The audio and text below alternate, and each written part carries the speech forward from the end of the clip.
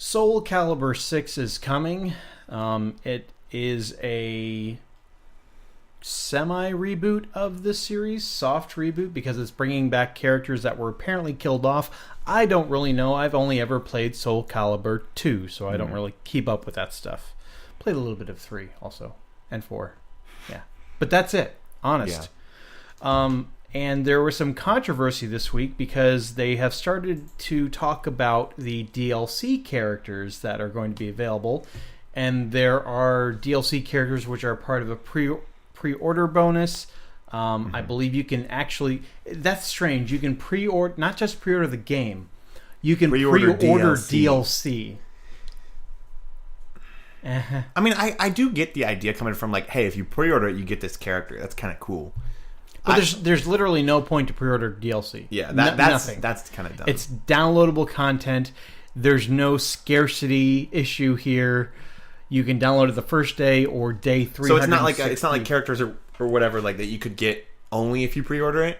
It's not that. No. And that's They'll actually still be there afterwards. What that tweet was covering up. So anyway, the name of the character that has been announced as DLC is Tira, I believe. She first debuted in, I want to say, Soul Calibur 3, and she has a very unique weapon. It's basically a hula hoop of death. It's like a giant razor-sharp wheel that she uses.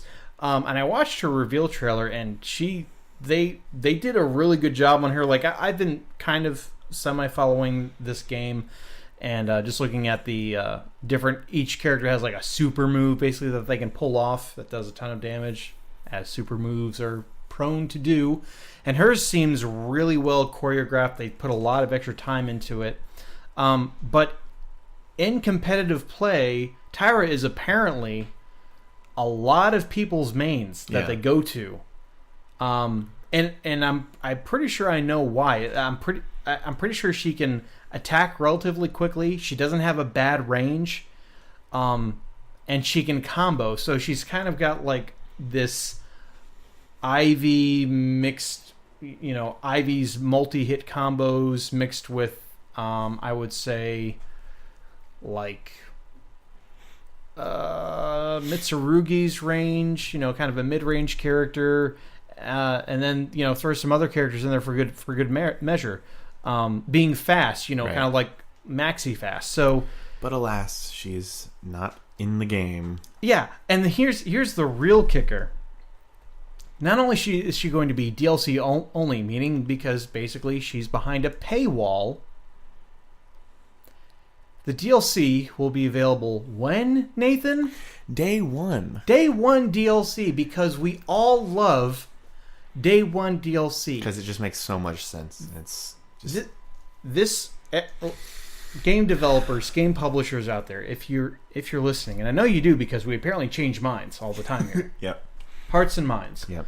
When gamers hear the phrase Day 1 DLC, and don't just try to change the phrase because we see right through that, when you have Day 1 DLC, that puts a vision in our head of this very sinister backroom board meeting that you guys are just like, all right, it's corporate greed. It's corporate greed.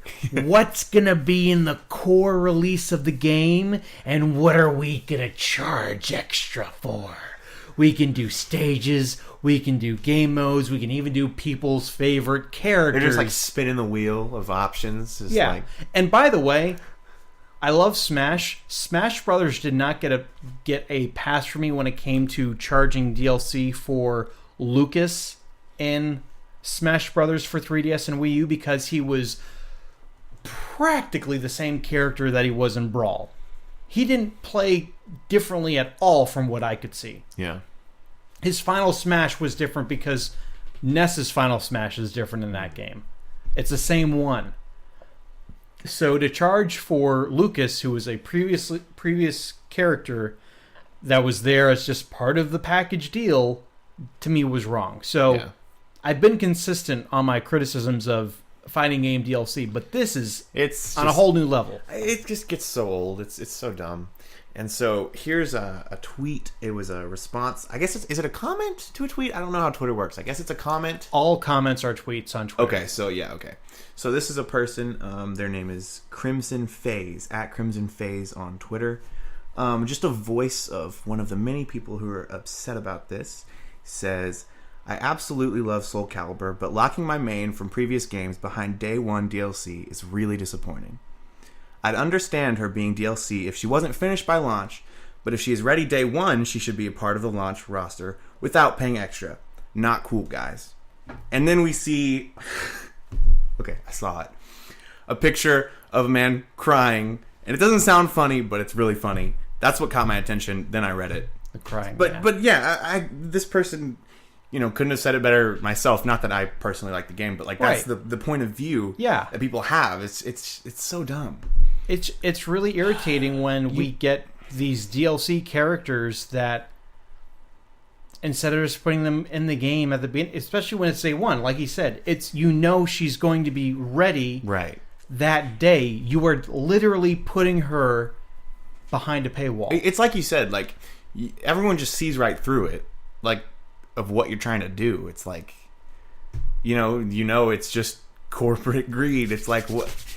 There's no way around that with as far as like reasoning goes from the game developers, whatever their side of it. It's really annoying. And I don't even care about the game, but it's slow, and especially like and the other thing is I wouldn't even be that upset if this were a completely brand new character.